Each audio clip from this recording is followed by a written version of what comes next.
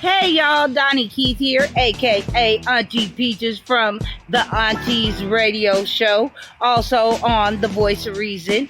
I'm here to say that ever since my man started taking A game, he's been on top of his A game. When I say A game, I mean his A game. He's more focused. He's definitely working out more. His attitude is better. And he's not complaining of all over body aches due to poor blood circulation, because A-Game provides great blood circulation, if you know what I mean, ladies. That blood circulation. Sometimes I have to hide the A-Game in the bushes when I'm out walking the dog just because I want some sleep, if you know what I mean, ladies. Stay on top of your A-Game, fellas. Get your A-Game.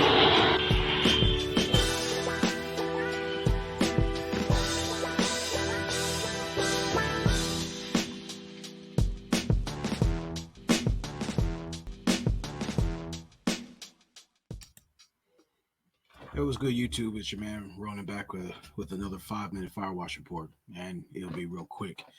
I want to say happy Liberty weekend for you guys, and to my new subscribers and old, welcome back. I salute you guys. Salute to my veterans out there across the board, and much love to the A-Game family. Shout out to the A-Game Nation.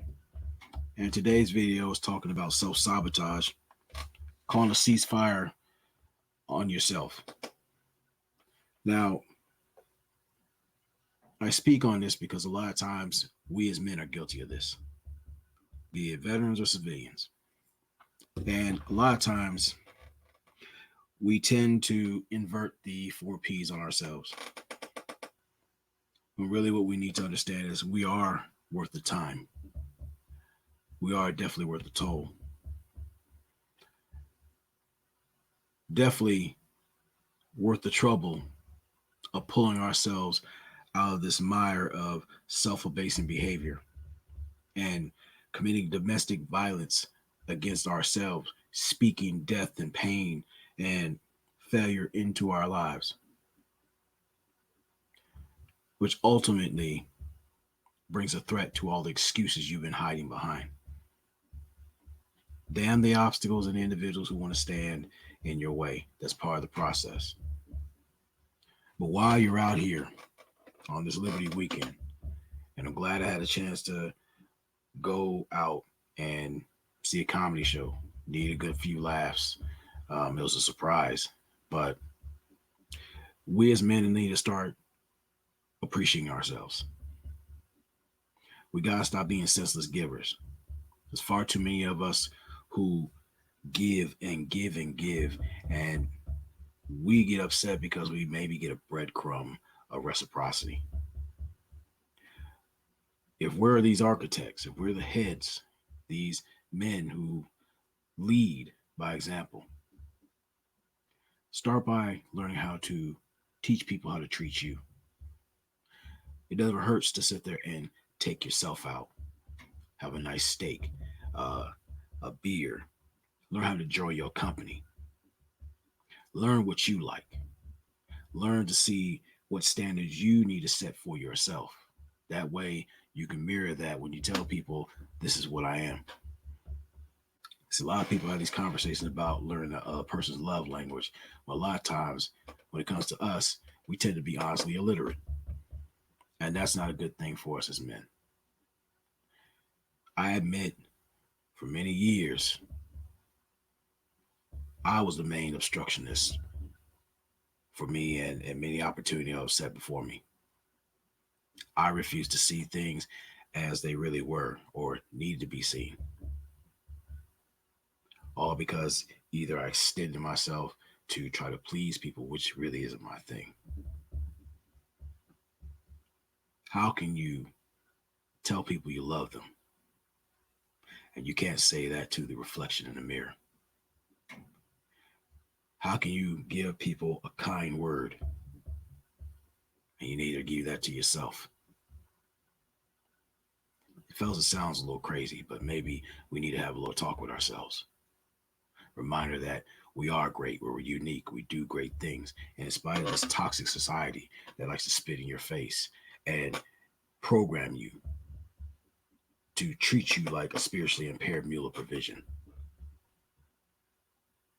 It's on you to start calling a ceasefire on yourself. There's no honor in us men continue to beat ourselves up according to someone's nonsensical standards or mandates of us.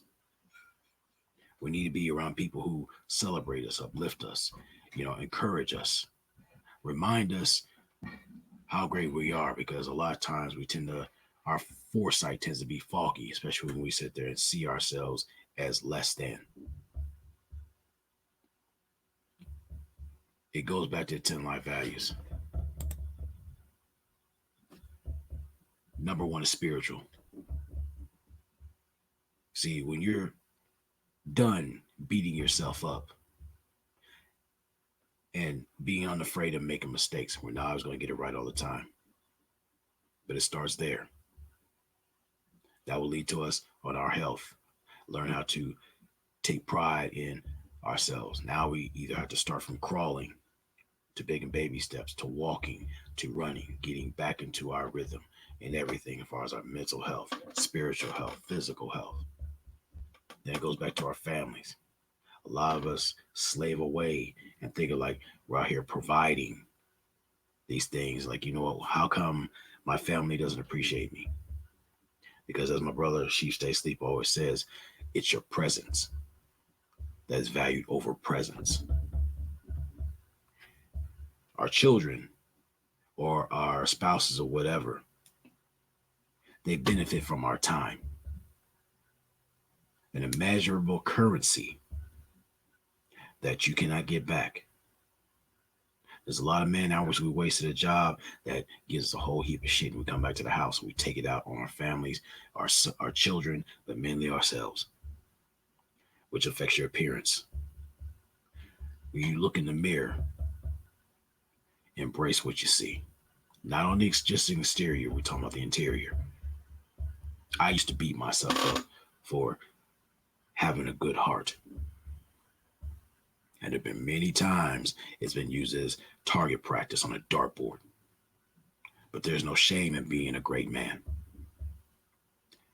When we're talking about the ceasefire, we don't need any A gunners shooting us down, spiritually. That goes to the dwelling. See, when you see yourself in a better light, you add life into that room, no matter where you go. But mainly part of dwelling, where you stay, where you reside. It's a reflection of how you feel and look at yourself. Then it goes to the exterior. You're talking about leading to your mobility, your education, your profession, your leisure, your wealth. But more than anything this weekend, I want to say, take the time to get to know you. Why don't you take the time to take yourself out? Find out what it is you like or you got away from.